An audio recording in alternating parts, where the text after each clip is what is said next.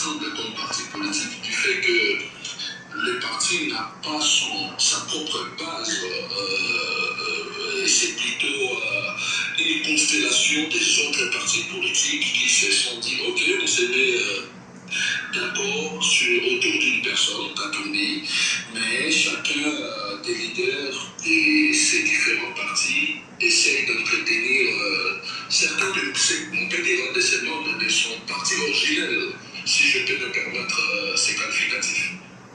Non, la constellation, c'est notre point de départ. Et le fait de nous être mis ensemble et d'avoir cheminé, il faut rappeler qu'Ensemble pour la République a été créé en décembre 2019. Et donc, nous avons commencé à travailler ensemble et aujourd'hui, nous sommes en 2026.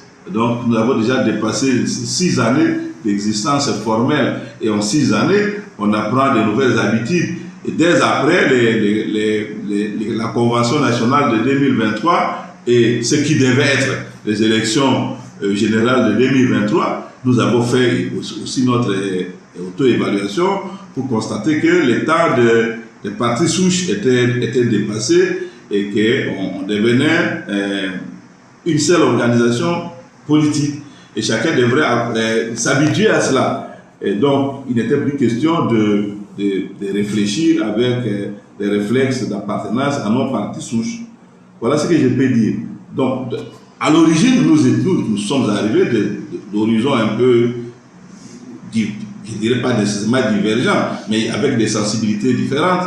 Mais nous avons appris à travailler ensemble et contrairement par exemple à ce qui s'est passé pour désigner des responsables ou des animateurs de provinces et de fédérations, en faisant référence justement à tel ou tel parti souche qui avait plus d'ancrage à tel ou tel espace géographique du pays.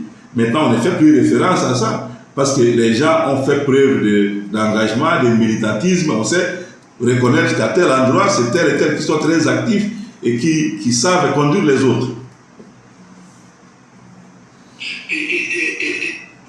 Vous parlez des réflexes liés au conditionnement, éviter les partis souches. Concrètement, quels sont ces partis d'origine et combien de leaders issus de ces formations siègent aujourd'hui dans les instances dirigeantes ensemble?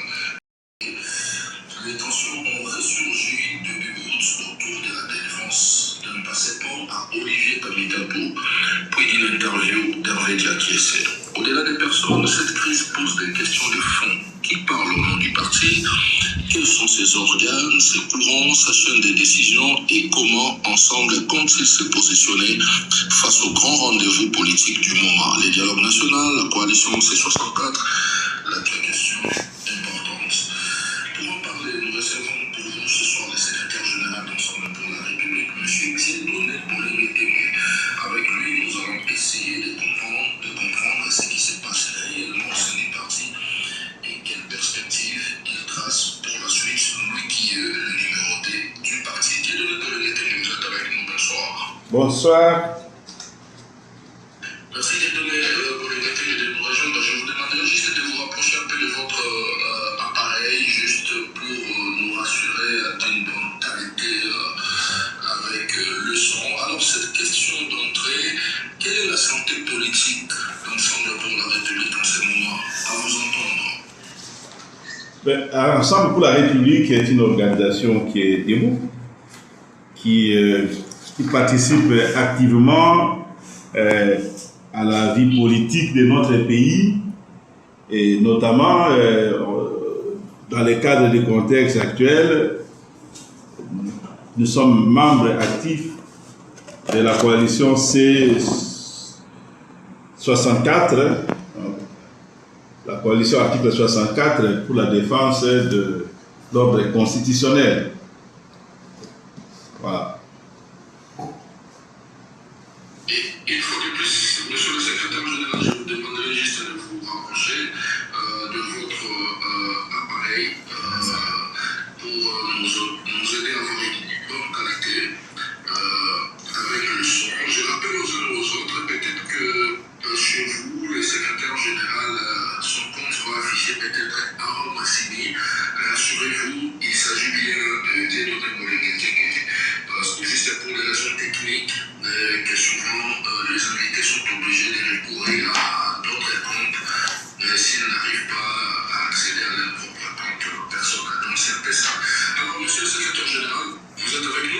Oui, je suis là. Je suis en ligne. Merci. Donc j'espère que maintenant l'audio, ça va, tout va très bien se passer. Alors avant d'entrer dans le vif du sujet, comment vous portez-vous et comment se portent les partis en cette période? Mais je venais de le dire en ce qui concerne les partis. Le parti est debout, il est vivant et participe activement à la lutte pour la défense de la Constitution et de l'ordre constitutionnel en République démocratique du Congo. Ben, comme dans toute organisation humaine, il peut y avoir des soubresauts, mais l'organisation elle-même tient sa route. Un parti debout, mais avec des acteurs principaux qui je vais dire, disputent, je ne sais pas moi, le pouvoir, le positionnement. Qu'est-ce qui se passe-t-il réellement dans la République? Bon, votre introduction a évoqué la situation de malentendu aggravé, si je dois m'exprimer en ces termes, entre les deux acteurs parmi les principaux de notre organisation politique. Je voudrais à ce sujet rappeler qu'Ensemble pour la République est une organisation humaine, congolaise, donc avec des hommes et des femmes bien en chair. Donc, à l'intérieur d'une organisation qui se bat dans le cadre de la démocratie et qui cultive aussi les besoins d'une démocratie interne à travers ses organes dirigeants. Il peut y avoir naturellement des divergences de vues, des malentendus. Certains malentendus peuvent dégénérer en différends, mais il est prévu des instances pour les arbitrages et pour que les vicissitudes ne nous bloquent pas. Donc c'est une organisation humaine congolaise composée de femmes et d'hommes congolais. Et donc ce n'est pas une organisation divine. Il ne faut pas qu'on se dise non, ensemble devrait fonctionner sans couac, sans difficulté, sans problème humain. Voilà. Donc il y a des soubresauts, comme je l'ai dit, mais bon, je crois que nous sommes assez matures pour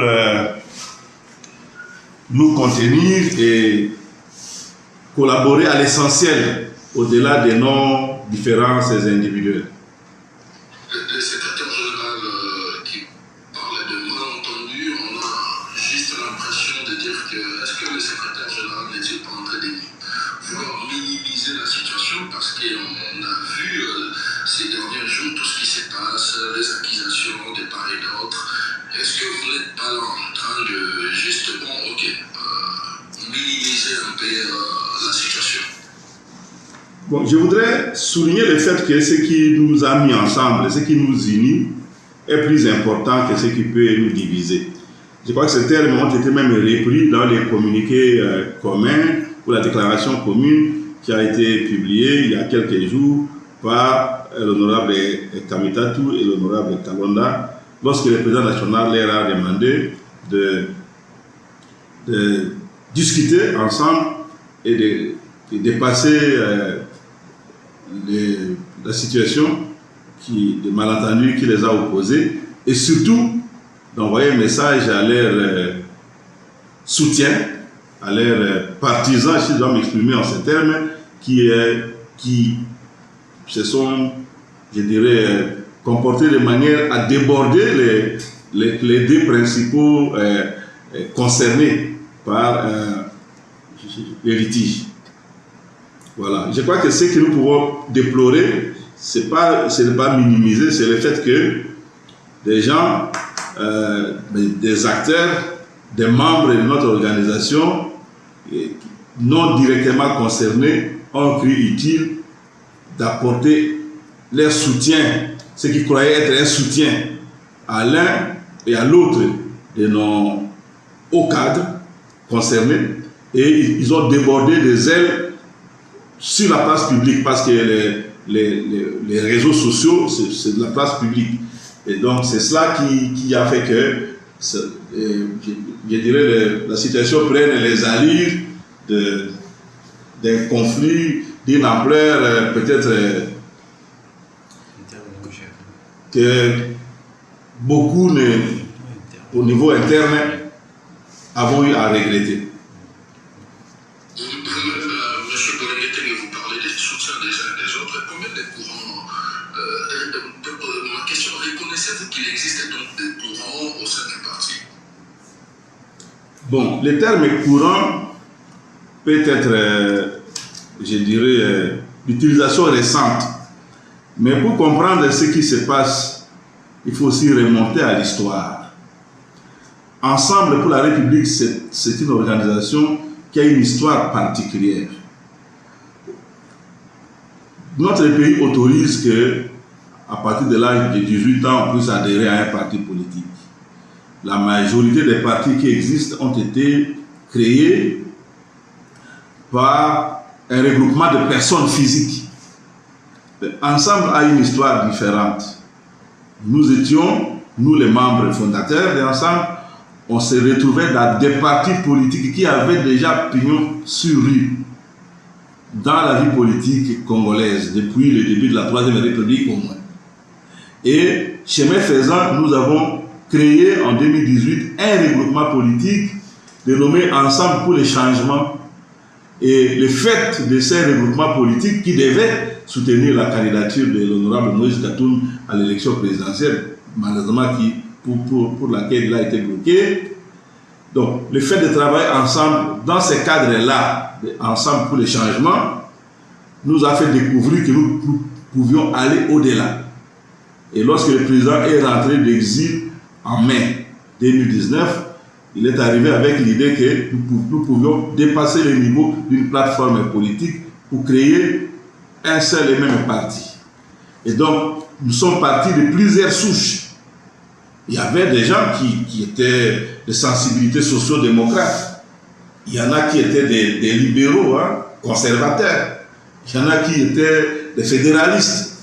Donc, nous nous sommes retrouvés à créer une organisation politique uniseule avec des cadres qui avaient évolué avec une autre ou d'autres orientations et d'autres pratiques. Et donc, le fait que ça, je peux dire que ça avait l'avantage de commencer une organisation qui avait déjà pratiquement des ramifications à travers tous les pays, mais ça comportait aussi la difficulté de concilier justement les sensibilités et c'était laborieux de le faire pour amener tout le monde à regarder dans la même direction. Et voilà. Donc si vous partez de cette histoire particulière, vous pouvez comprendre qu'il y a encore des réflexes dans le sens des sensibilités liées au conditionnement qui étaient les nôtres dans les organisations ou dans les partis politiques souches. Donc voilà un peu ce que je peux dire. Mais nous n'avons pas, jusque-là, à ma connaissance, il n'y a pas de courant politique dans le sens de dire, bon, il y en a qui sont plus à droite et d'autres plus à gauche par rapport au projet politique d'Ensemble pour la République et à notre doctrine de libéralisme social.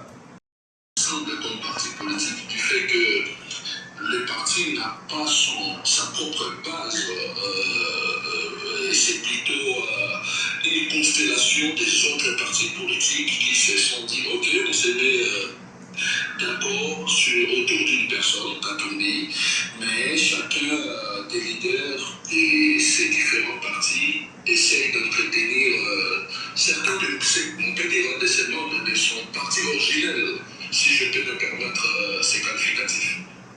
Non, la constellation, c'est notre point de départ. Et le fait de nous être mis ensemble et d'avoir cheminé, il faut rappeler qu'Ensemble pour la République a été créé en décembre 2019. Et donc, nous avons commencé à travailler ensemble.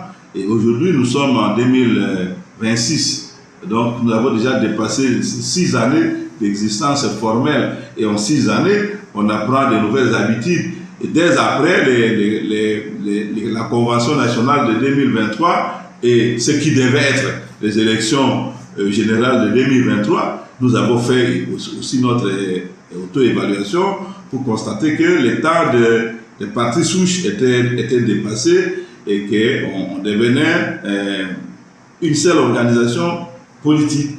Et chacun devrait s'habituer à cela. Et donc, il n'était plus question de réfléchir avec des réflexes d'appartenance à nos partis souches. Voilà ce que je peux dire. Donc, à l'origine, nous sommes arrivés d'horizons un peu, je ne dirais pas nécessairement divergents, mais avec des sensibilités différentes. Mais nous avons appris à travailler ensemble. Et contrairement, par exemple, à ce qui s'est passé pour désigner des responsables ou des animateurs de provinces et de fédérations, en faisant référence justement à tel ou tel parti souche qui avait plus d'ancrage dans tel ou tel espace géographique du pays, maintenant on ne fait plus référence à ça parce que les gens ont fait preuve d'engagement, de militantisme. On sait reconnaître qu'à tel endroit, c'est tel et tel qui sont très actifs et qui savent conduire les autres. Vous parlez des réflexes liés au conditionnement, éviter les partis souches concrètement. Quels sont ces partis d'origine et combien de leaders issus de ces formations siègent aujourd'hui dans les instances dirigeantes ensemble? Qui est présidé par l'honorable Kamitatou, comme l'ADP à l'origine présidé par l'honorable Rutundula.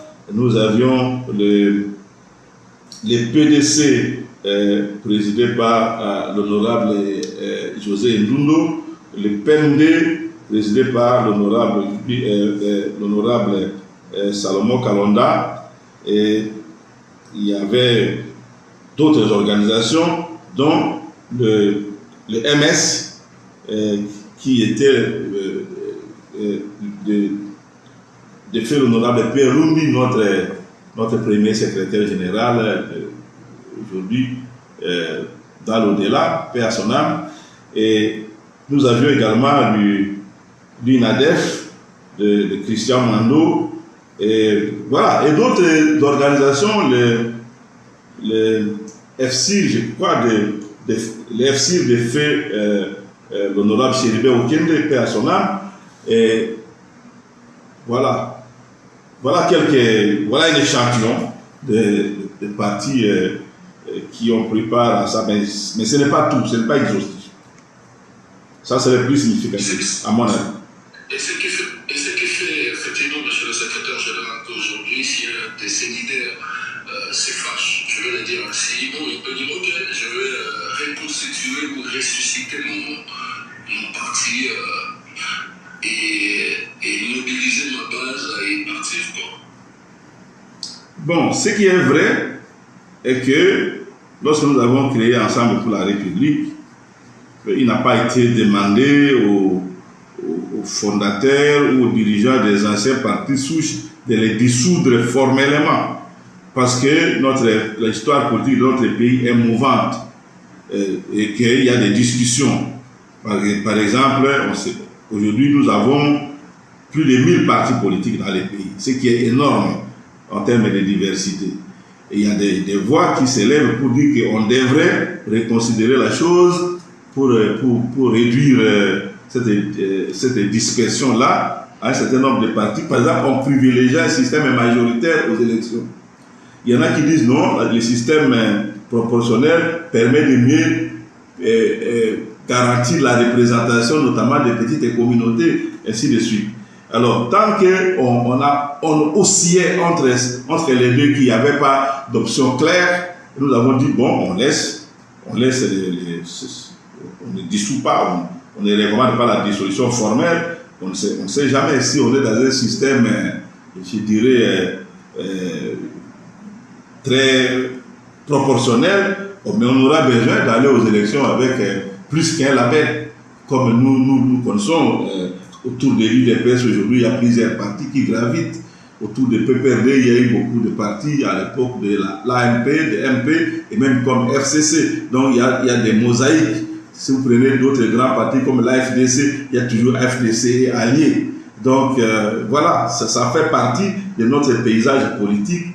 Et donc vous avez posé la question de savoir si quelqu'un s'est fâché et qu'il était tenté de reconsidérer son appartenance ensemble pour reprendre l'ancien label. Bon, ce serait quelque sorte un accident de parcours. Mais on n'a pas créé Ensemble pour la République avec l'idée de revenir au parti souche plus tard. Est-ce que les partis regroupés au sein de l'ensemble ont-ils gardé leur identité juridique?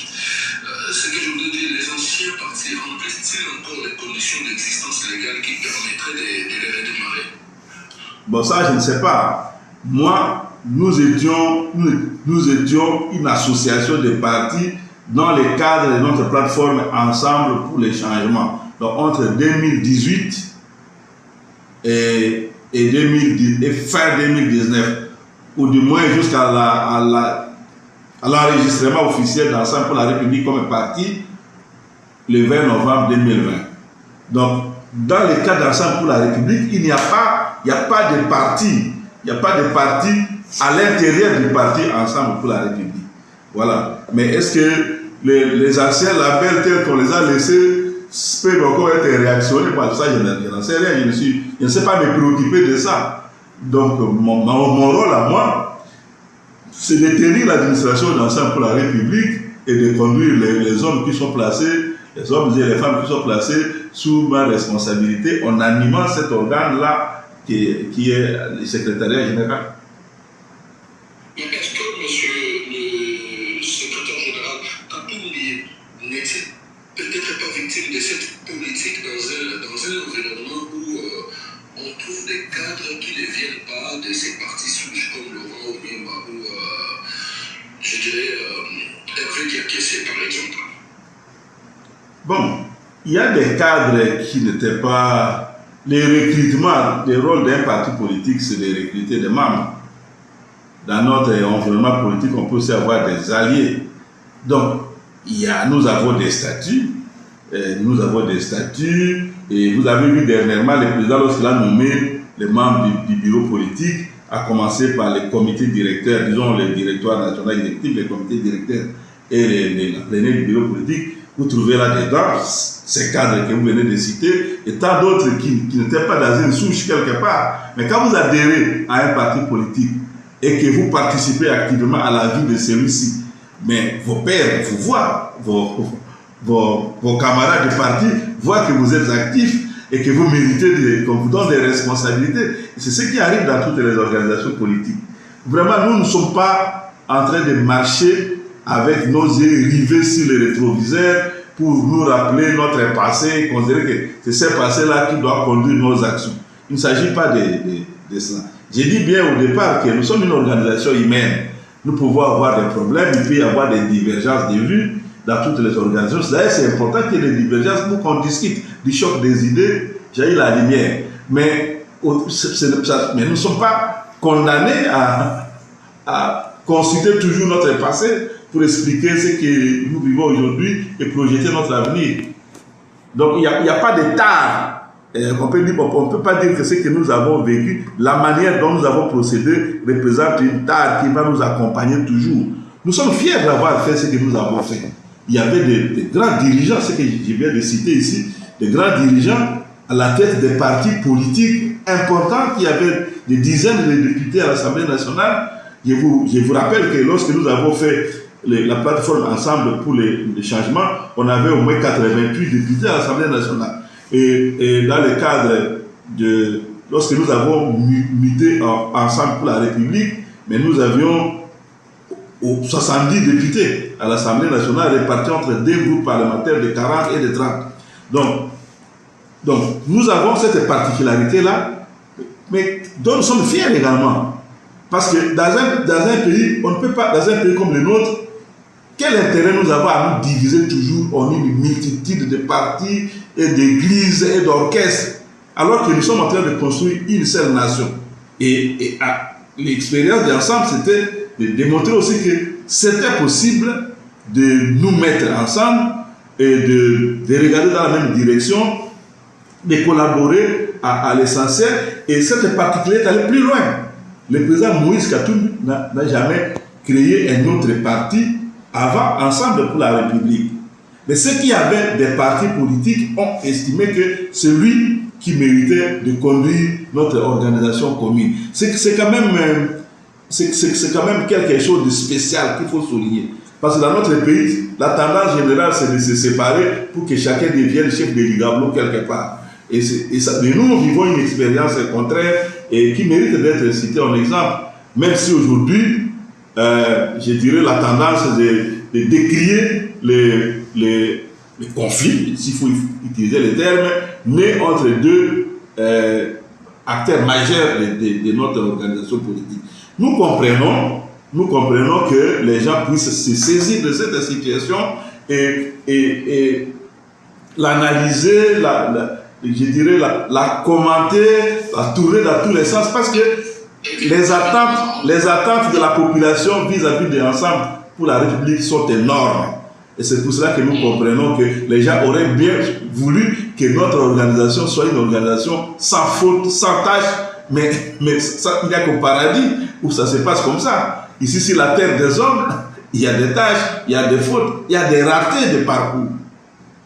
Voilà. Et donc, ce soir, monsieur le secrétaire général, on va essayer effectivement de comprendre. Vous allez, comme vous êtes le numéro 2 du parti, aider vos militants qui nous suivent et les Congolais à comprendre le fonctionnement de ce parti qui siège aujourd'hui à l'Assemblée nationale, donc dans les institutions. Alors, notre question, M. Dominguetele, qui fait quoi aujourd'hui au sein du parti? Bon, comme toute organisation structurée, nous avons des organes. Nous avons des organes, je peux vous les citer, nous avons des organes centraux ou nationaux, nous avons des organes provinciaux et locaux. Au niveau central, nous avons la Convention nationale, qui est l'équivalent du congrès dans beaucoup d'autres organisations politiques. Et je ne vais pas faire un cours de vocabulaire, les gens comprennent de quoi il s'agit, c'est-à-dire lorsque c'est en fait l'assemblée des membres, l'assemblée des délégués des membres. Parce que si nous avons déjà des membres au-delà de 2 millions, nous ne pouvons pas les réunir dans une salle ou même dans un stade. Donc le congrès réunit des délégués de tous les adhérents, et une fois tous les 5 ans, sauf lorsqu'il y a un contexte qui justifie une session extraordinaire. Il y a le président national du parti qui est l'autorité qui exerce un pouvoir général de direction sur les affaires du parti, qui est la première personnalité du parti en tant qu'exécutif, qui pose des actes de gestion de notre organisation. Nous avons le Conseil national qui est comme le Parlement du parti,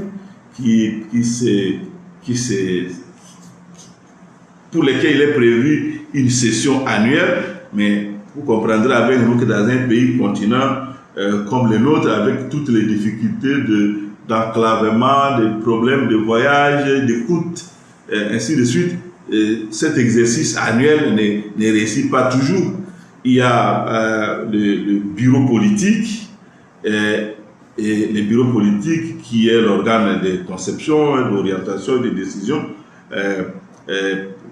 donc de notre organisation politique, et puis qui réunit en tout cas en son sein un comité restreint qu'on appelle le directoire exécutif national, et un comité élargi qu'on appelle le comité directeur, et une plénière dans laquelle se trouvent des référents de toutes les provinces. Chaque province a quelqu'un qui les représente là-bas, et tous les 26 provinces. Et puis il y a quelques personnalités qui représentent les membres fondateurs et d'autres grandes personnalités du parti.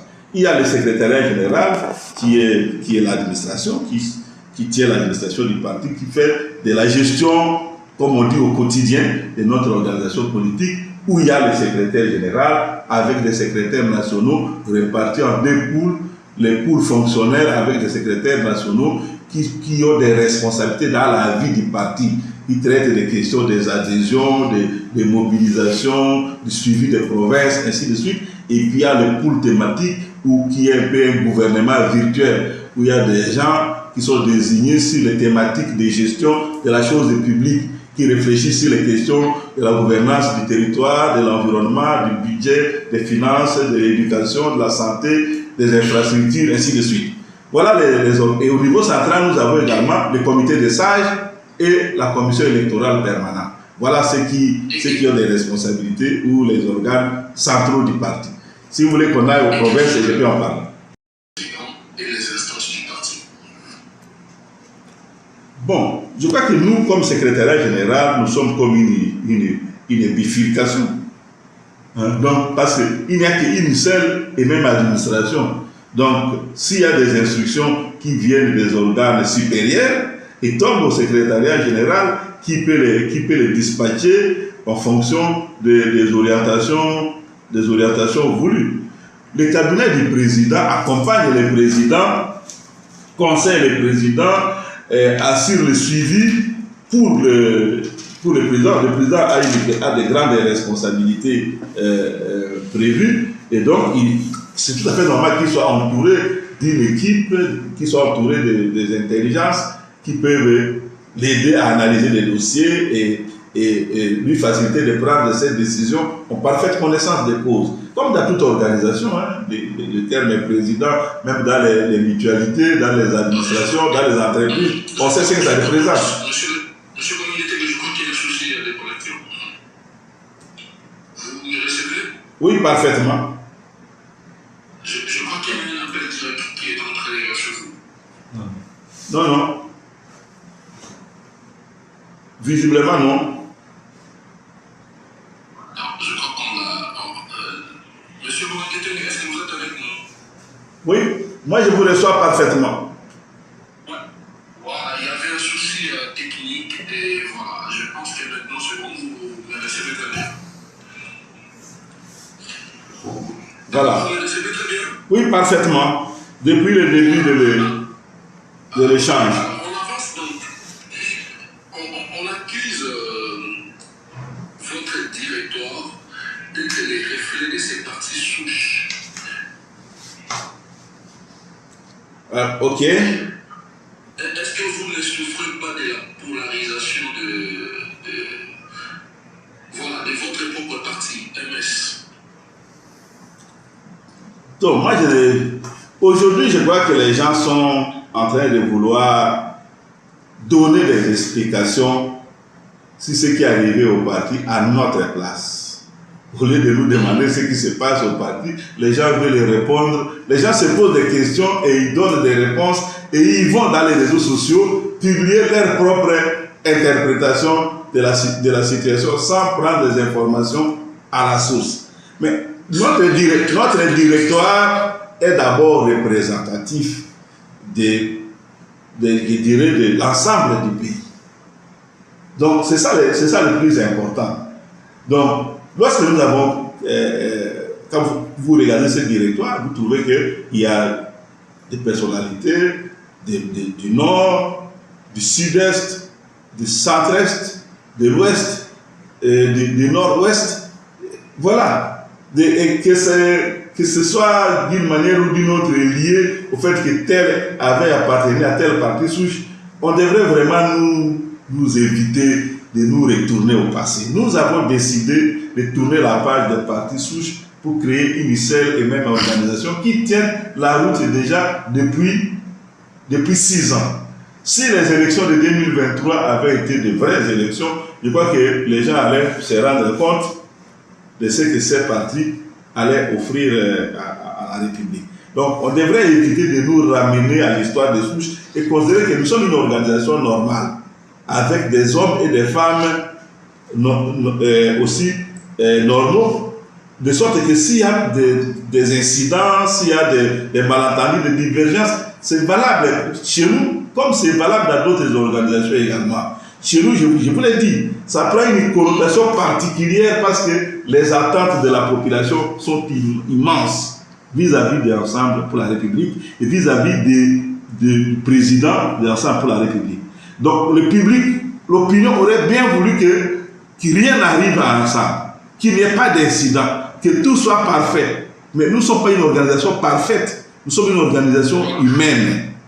Ça vous l'avez dit. Alors, Oui. pour avancer, qu'est-ce qui oppose aujourd'hui et réellement Salomon Kalonda et Olivier Kamikato? Jusque-là, ça ressemble à un gros malentendu. Ça ressemble à un gros malentendu et qui a connu des débordements du fait de l'implication d'autres acteurs.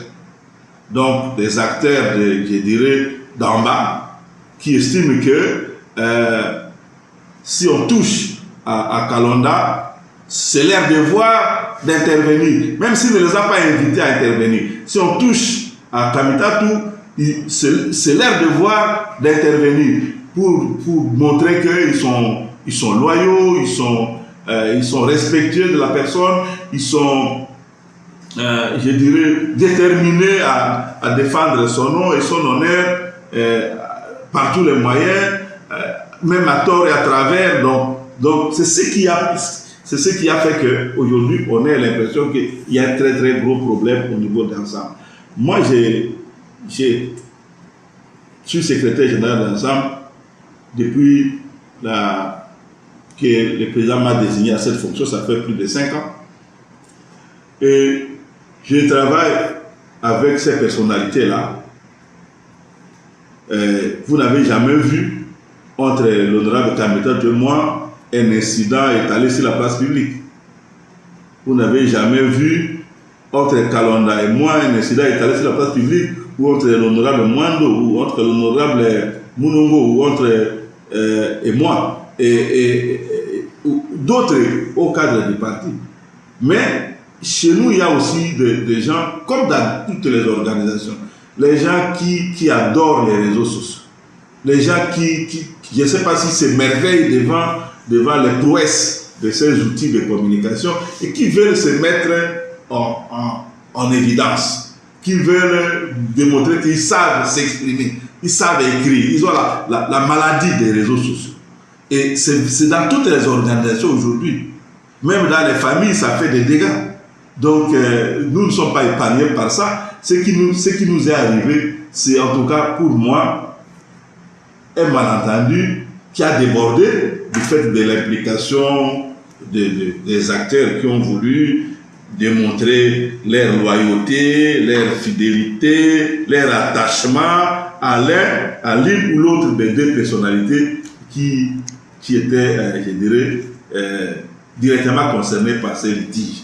C'est ces débordements-là que nous devons regretter et pour lesquels nous travaillons pour aller au-delà. Entre les deux, est-ce qu'ils sont au sein du parti? Oui, bien sûr.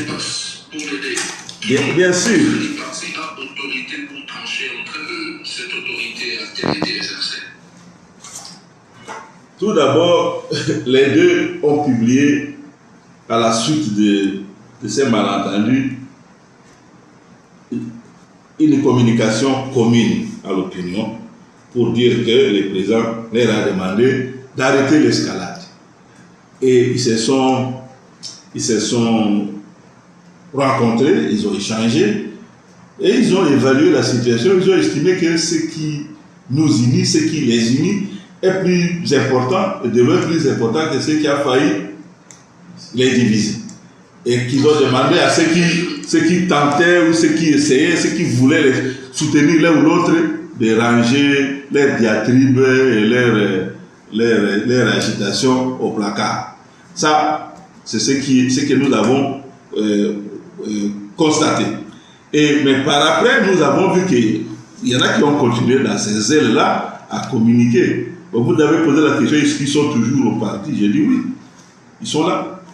Et lorsque le directoire s'est réuni pour essayer d'appréhender les plus significatifs des derniers incidents, on a pris certaines décisions, notamment des mesures conservatoires par rapport au porte-parole du parti, Maître Hervé Diakese, mais aussi une exclusion définitive d'un cadre qui a exagéré dans les insultes à l'endroit de l'honorable Kamikato et de Maître Diakese. Nous l'avons fait. Et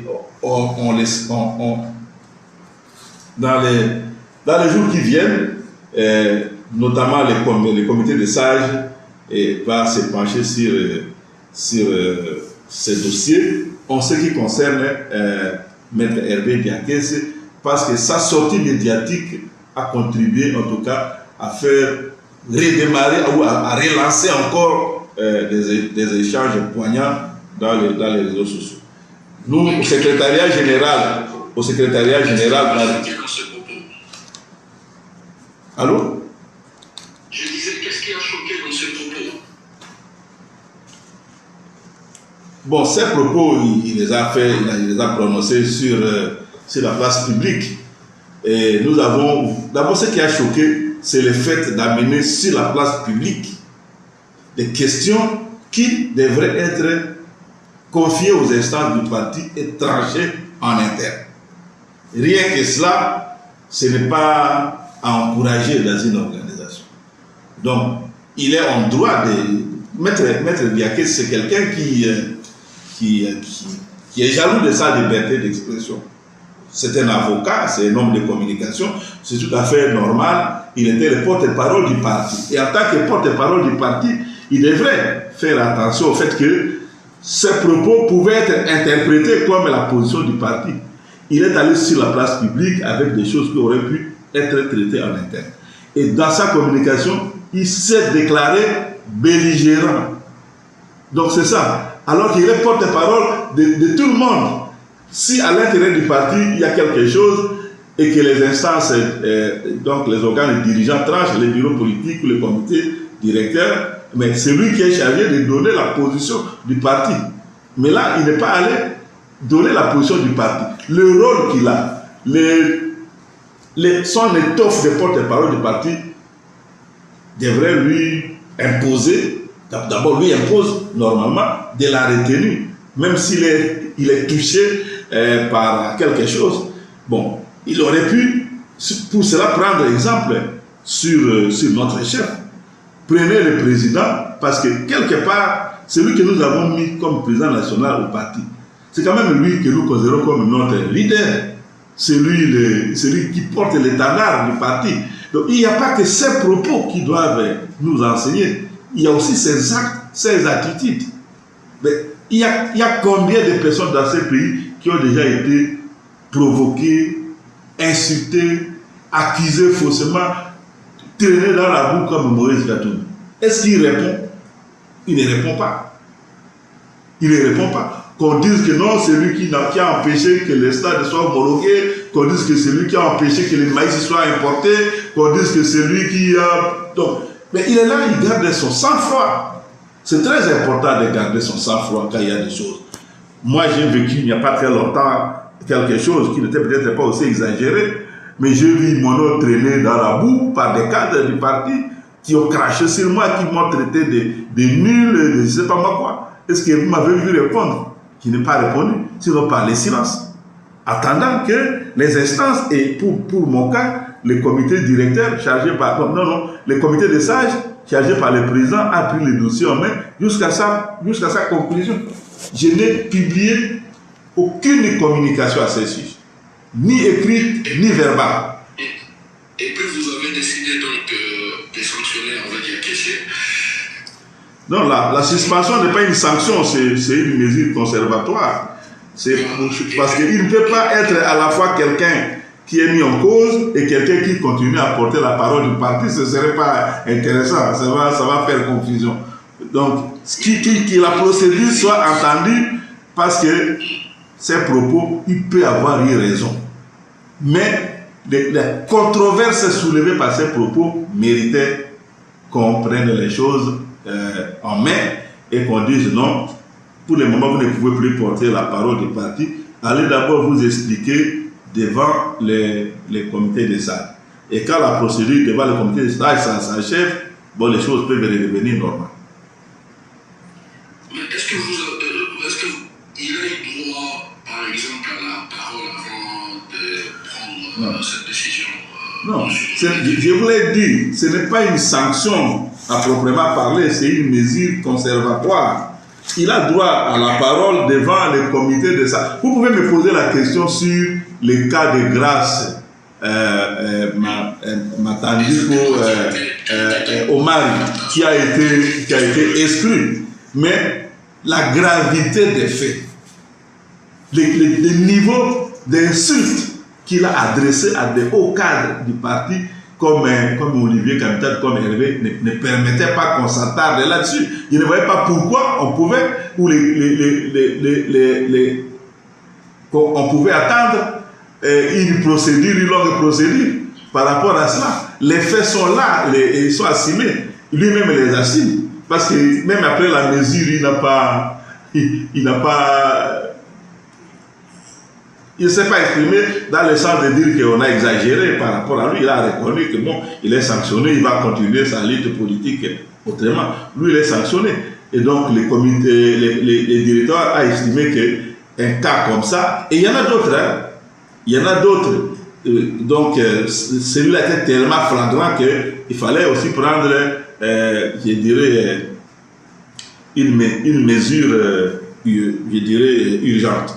Donc, il y a d'autres qui se sont exprimés, qui ont fait des publications. Oui, vous dites? La seule exigence des uns et des autres est que le procès et la sanction recouvrent les normes de la justice impartiale, à savoir une démarche contradictoire. Bon, dans tous les cas, vous savez, le sabbat n'a pas été créé pour le sabbat. La loi n'est pas créée pour la loi. Les statuts ne sont pas adoptés pour les statuts. Non, ils sont adoptés pour régler des problèmes d'ordre. Lorsque la maison brûle, vous ne pouvez pas discuter des procédures. Il y a des niveaux de gravité qui exigent des sanctions. Vous savez, il y a des gens, quand ils sont accusés, on les appelle, hein, ils sont appelés au tribunal pour comparaître. Il y en a d'autres pour qui on envoie un mandat de prise de corps directement. Là, vous trouvez, vous les prenez, vous l'amenez. Et parfois, il y en a qui sont en détention préventive avant même d'être entendus, d'être jugés. Donc, ce sont des choses qui sont normales dans la vie sociale. Lorsque quelqu'un a exagéré, on ne peut pas dire que non, il fallait la procédure. La procédure est faite pour trancher des litiges. Et donc, quand vous voyez qu'ici, même on ne peut pas dépenser des ressources pour dire qu'on va d'abord privilégier les contradictoires. Dans tous les cas, les voies de recours existent. Si la personne estime, que oui. Est-ce que comme secrétaire général, jusque-là, vous avez pu échanger avec le protagoniste, le différent Kamitatou Talonda, par exemple? Non, pas de façon verbale. Nous avons échangé au niveau du directoire et nous avons estimé que les deux qui étaient concernés ne pouvaient pas participer à une partie de la réunion au moins. Et nous avons reçu une communication écrite de l'honorable Kamitatou, qui nous a fait parvenir un document, un rapport intitulé « Crise interne, communication et responsabilité, éléments factuels soumis à l'examen du directoire ». Et nous espérons que dans les jours à venir, nous recevrons également les rapports ou le document à l'initiative de l'honorable Kalonda. Nous allons analyser ces documents. Et nous avons prévu que nous n'allons pas les écouter au téléphone. Nous ferons une réunion en présentiel de manière à ce que justement on puisse poser toutes les questions et les sous-questions, de clarifier vraiment tout ce qui s'est passé pour déboucher sur la solution qui serait la plus appropriée. De son côté, évidemment, selon nos informations, tous ces plans de menaces reçues, vous l'avez dit, de notre camp, et puis voilà. Et il veut que ces sanctions doivent être prises, il faut que ça soit à la base des éléments factuels. Et que donc sa seule exigence c'est que le procès et la sanction recouvrent, donc je l'ai dit tout à l'heure, les normes de la justice impartiale, à savoir donc une démarche contradictoire, et sinon qu'on ne peut pas construire une nation si on cède aux passions, aux caprices des princes. Et voilà quoi. Bon, moi je vous ai dit que je n'ai pas échangé avec lui, mais j'ai reçu les documents que lui-même m'a adressé parce que le courrier m'a transmis son rapport. Le rapport est adressé au secrétaire général du parti avec copie au président national et aux membres du directoire national du parti. Donc il a produit une communication écrite, un rapport qui va être examiné. Nous allons réceptionner aussi un rapport de l'honorable Kalonda et nous prendrons le temps nécessaire. Vous dites?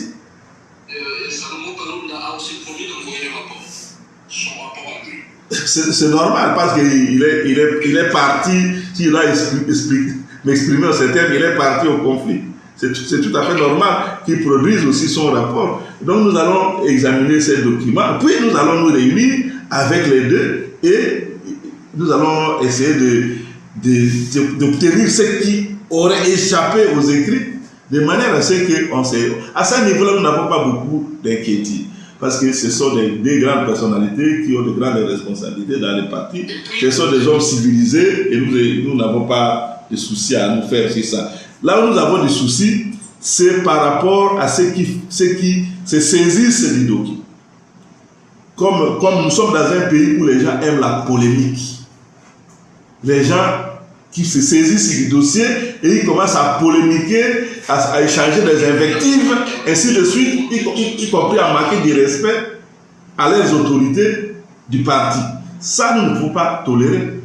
Tous ceux qui ont versé dans cet exercice-là, on est en train de les recenser. Certains auront la possibilité de justifier cela, mais d'autres pour qui ça a été très flagrant, les sanctions vont tomber.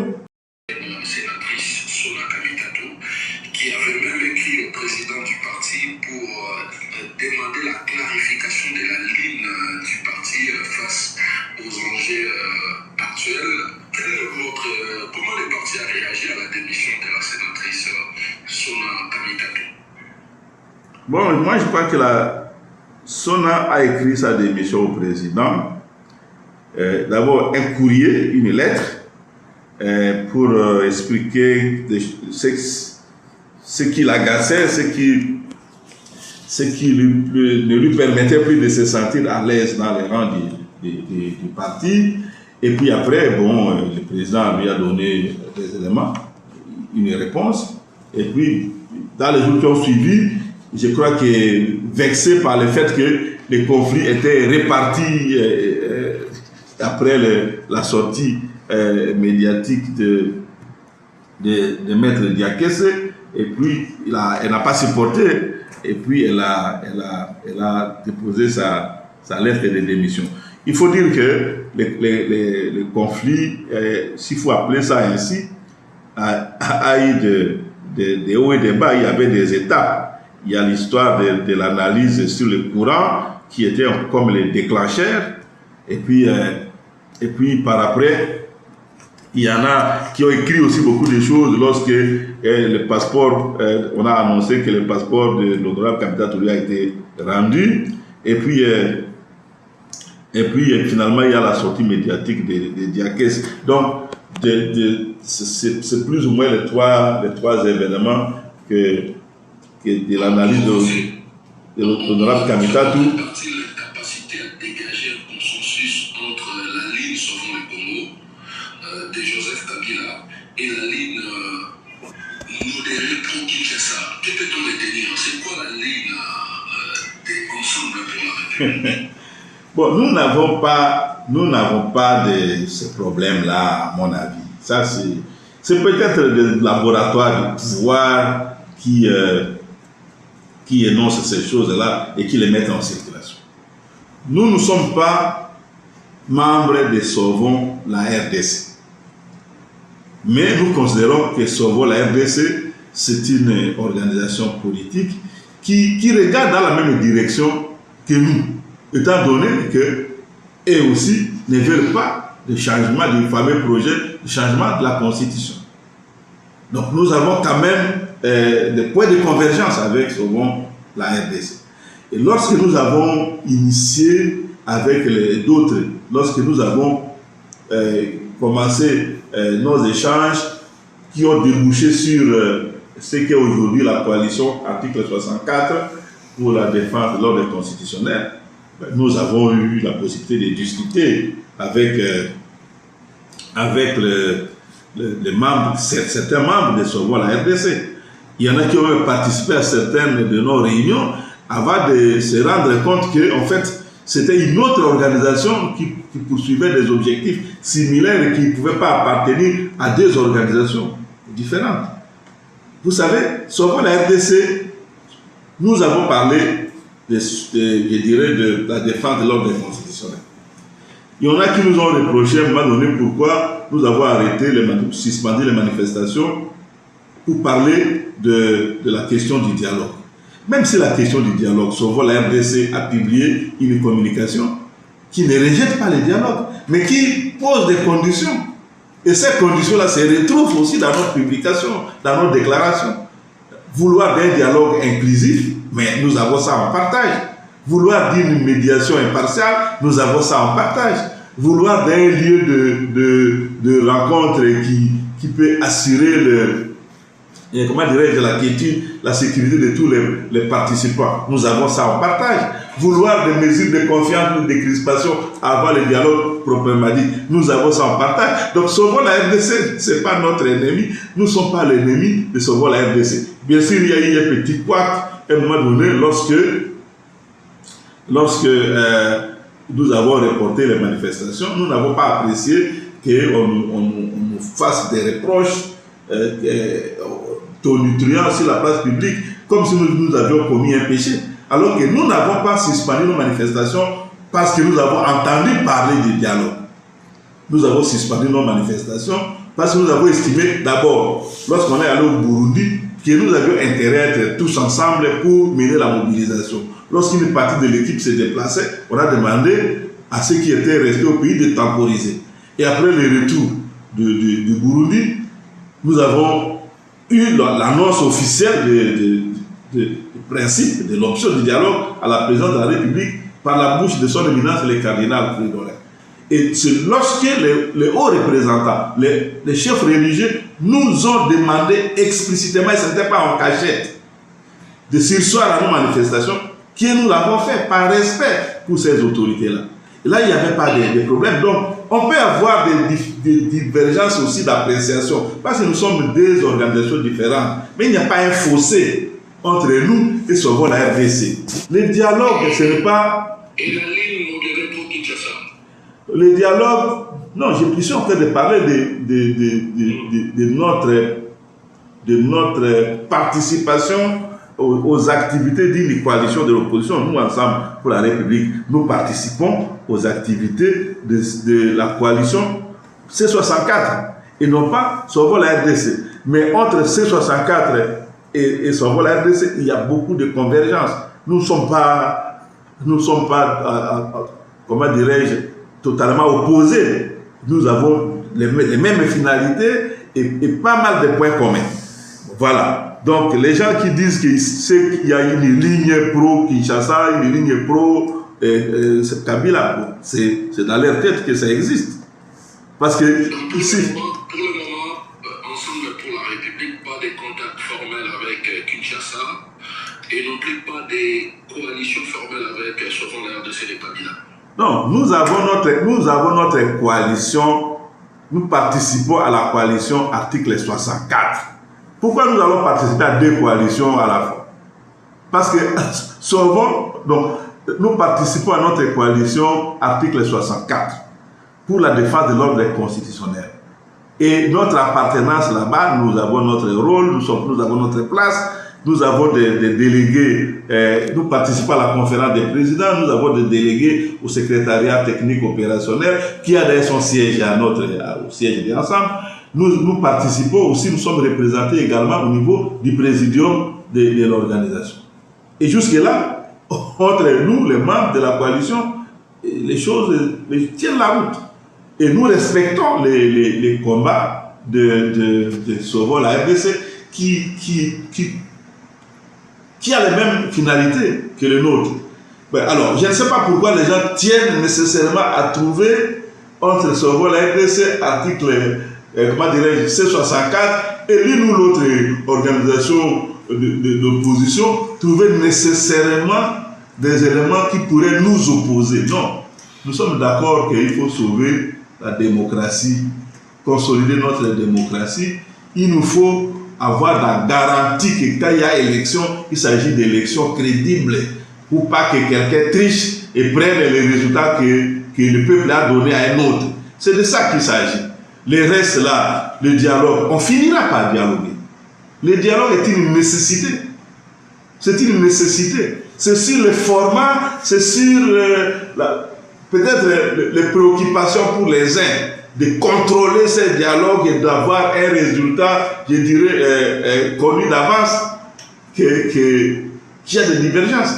Parce que, au vu de ce que nous avons connu en 2018, et qui a été aggravé en 2023 à l'occasion des élections, de la proclamation des résultats des élections.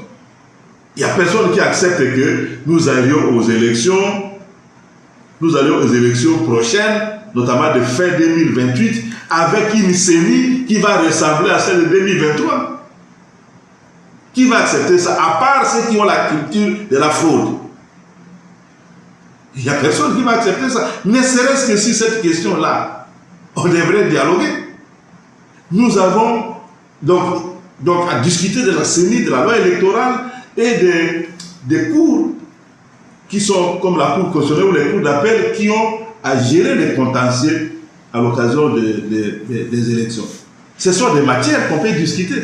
Nous avons des problèmes avec des groupes armés. Codeco, Zahir, Onituri. Nous avons l'AFC M23 qui est un groupe rebelle qui aujourd'hui contrôle pratiquement 2 provinces de notre territoire national. Et tous nos interlocuteurs, tous nos partenaires nous disent qu'il n'y aura pas de solution militaire à ça. Donc, s'il n'y a pas de solution militaire, il faut bien qu'on dialogue. Il faut bien qu'on dialogue. Je vous propose d'avancer. Je vais poser une dernière question, puis on va passer à la deuxième étape de cet échange. Donc, on va prendre les questions des auditeurs. Alors, ma dernière question pour cette première partie. Est-ce que la faiblesse d'Ensemble pour la République ne réside-t-elle pas justement dans ces partis souches où chacun garde son propre mentor, son propre leader? Et peut-on dire qu'Ensemble a une base qui lui est propre indépendamment de ces partis souches? Et craignez-vous un chantage de la part de ces formations d'origine? Et la dernière préoccupation, je fais 4 questions en une. La dernière préoccupation, Moïse Katumbi a-t-il encore une autorité réelle sur le parti? C'est la question qui se pose souvent. Merci beaucoup. Je crois que je peux même commencer par la dernière question. Qui a remis en cause l'autorité de Moïse Katumbi à la tête d'Ensemble pour la République à l'intérieur du parti? Ce sont nos adversaires qui auraient aimé que le président Moïse ne contrôle pas les partis, qui mettent des ambitions, qui publie des faussetés. Mais le président Moïse Katumbi, même aujourd'hui, il est en exil. Est-ce que vous avez vu quelque part un groupe d'Ensemble pour la République dire non, le président, maintenant nous sommes mécontents dans ce coin de la République? Non. Le président Moïse Katumbi est l'autorité nationale numéro 1 de notre parti et les hauts cadres du parti, les élus, les membres à la base, les militants, nous lui reconnaissons son autorité sur l'ensemble de l'édifice. Mais nos adversaires sont peut-être jaloux. Il y a combien de partis d'envergure nationale comme nous? Vous allez regarder prochainement, je sors à une décision de nomination des présidents fédéraux. Vous allez retrouver toutes les villes, tous les territoires de la République. Et dans les grandes villes, et comme Kinshasa, Lubumbashi, Bukavu, Goma, Kisangani, Butembo, les grandes villes qui ont par exemple jusqu'à 4 5 sièges, Bujima et Kananga, 4 5 sièges de députés nationaux aux élections, toutes les communes vont avoir leur comité parce que c'est une organisation qui est pratiquement partout. C'est pourquoi j'ai dit ceci. Au vu des échecs et des limites connues de ceux qui sont aux affaires aujourd'hui, Entre autres, la population a de grandes attentes vis-à-vis de l'ensemble. Et il y a beaucoup qui sont jaloux de cela. Et ils aimeraient bien que ça ne fonctionne pas comme ça. Ils cherchent des coups sur la tête de Moïse. De quoi est-ce que le président Moïse n'a pas été accusé dans ces pays? D'un peu de tout. Mais maintenant, on voudrait obtenir que son parti se disloque. On voudrait obtenir que son parti ne tienne plus la route. Mais l'avenir va nous démontrer le contraire. Moi, je suis bien placé, en ma qualité de secrétaire général, pour dire que Ensemble pour la République a des militants, a des cadres, des hauts cadres, partout à travers la République. Il y a des provinces, il y a des provinces ou des territoires où nous avons une forte implantation.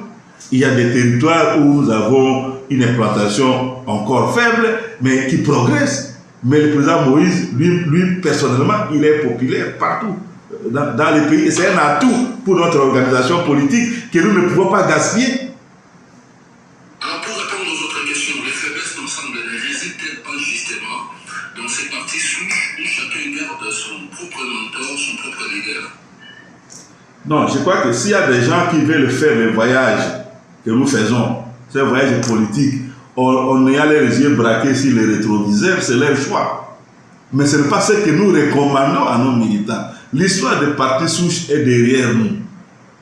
Je crois que pour aller bêcher, ranimer un parti souche aujourd'hui, ça va être quelque chose de très très compliqué. Mais bon, je ne crois pas que les partis souches vont encore nous rattraper. Notre objectif, c'est d'aller de l'avant. Nous pouvons avoir nos faiblesses. Nous sommes une organisation humaine. Nous pouvons avoir nos faiblesses, mais nous ne sommes pas obligés de les étaler sur la place publique. Et les gens qui ne connaissent pas cherchent justement à nous coller des faiblesses peut-être que nous n'avons pas. Il faut considérer les malentendus qui est né entre nos deux hauts cadres, nos deux hauts dirigeants du parti, comme quelque chose qui est humainement compréhensible et regretter les débordements des courtisans, des partisans, des vrais et faux soutiens qui ont voulu se saisir de l'affaire pour faire de l'excès de zèle. Et c'est ça aussi c'est humainement compréhensible. Il faut qu'on laisse les choses telles qu'elles sont, au lieu de chercher à y inviter des explications qui ne tiennent pas la route. Et nous ne sommes pas dans ces schémas-là et nous n'allons pas accepter qu'on nous dise que c'est de ça qu'il s'agit. Alors, peut-on dire qu'Ensemble a une base qui lui est propre, indépendamment de ces partis souches? Mais il n'y a plus de partis souches. Il n'y a plus de partis souches. Il peut y avoir quelques nostalgiques à gauche, à droite. Moi, je suis bien placé pour les comprendre. Vous imaginez, si nous avions 10 partis souches, chaque parti souche avait un secrétaire général. C'est un exemple que je donne. C'est un secrétaire général. Mais quand on fait un seul parti, c'est un seul secrétaire général qui doit diriger l'administration du parti. Les autres anciens secrétaires généraux deviennent quoi? Ils deviennent secrétaires nationaux, membres du bureau politique, membres du directoire, membres du comité de sages, membres de la commission électorale permanente, et ça marche. Mais au niveau local, parfois, il peut y avoir des griefs, comment dirais-je, quelques frustrations, disons les choses sous ces termes-là. Quelqu'un qui a été responsable fédéral, bon, lui n'a pas été retenu parce qu'on a trouvé qu'il y avait un autre fédéral qui appartenait peut-être à telle souche ou qui n'était dans aucune souche. Il a adhéré depuis qu'Ensemble est là, et c'est lui qui a été désigné pour conduire la fédération. Les gens peuvent se dire, bon, moi j'étais déjà chef, et puis bon, cesser d'être chef, comment je vais tenir les coups? Oui, les réflexes même que nous avons ici, de vouloir changer la constitution, tout ça, parce qu'il y a des gens qui pensent qu'au-delà de ce qu'ils font maintenant, il n'y a plus de vie. Mais la vie continue, la vie continue pour tout le monde. Donc, nous disons que dans les partis, il y a de la place pour tout le monde. Il y a de la place pour tout le monde. Voilà. De la part de ces formations d'origine. Non, nous n'avons jamais eu de ces chantages. On ne voit même pas d'où viendraient les chantages. parce que les principaux responsables sont bien positionnés dans la hiérarchie du parti. Et ceux des cadres qu'ils considèrent comme actifs et engagés et qui nous ont démontré qu'ils étaient réellement engagés sont aussi bien positionnés dans les affaires du parti. Alors, dernière préoccupation, monsieur le secrétaire général. Pouvez-vous garantir aux militants de votre parti, à tous qui nous suivent, que ni Salomon Kalonda, ni Olivier Kabitatou, ces deux responsables, personne décédée décidera peut-être demain de quitter le bateau? Mais là, je vais marcher sur le plate-bande de Dieu le Père, qui connaît l'avenir. Hein? Moi, je suis un simple humain. Et puis, n'oubliez pas, il y a le terme liberté dans notre devise. Il y a le terme liberté en ce qui concerne l'adhésion et la création d'un parti politique. La loi dans notre pays, la constitution, la loi mère, la loi fondamentale, reconnaît à chaque Congolais âgé de 18 ans le droit d'adhérer à un parti politique de son choix ou d'en créer un. Moi, ce que je peux vous dire avec certitude est que je ne souhaite pas. Je ne souhaite pas que l'honorable Kalonda quitte les bateaux ensemble. Et je ne souhaite pas que l'honorable Kametatou quitte les bateaux ensemble. Et ce que je peux avoir à faire, tout ce qui est en mon pouvoir, c'est mon devoir de le faire pour que nous puissions nous serrer les coudes et continuer notre lutte jusqu'à la victoire finale, parce que nous croyons en ce que nous faisons.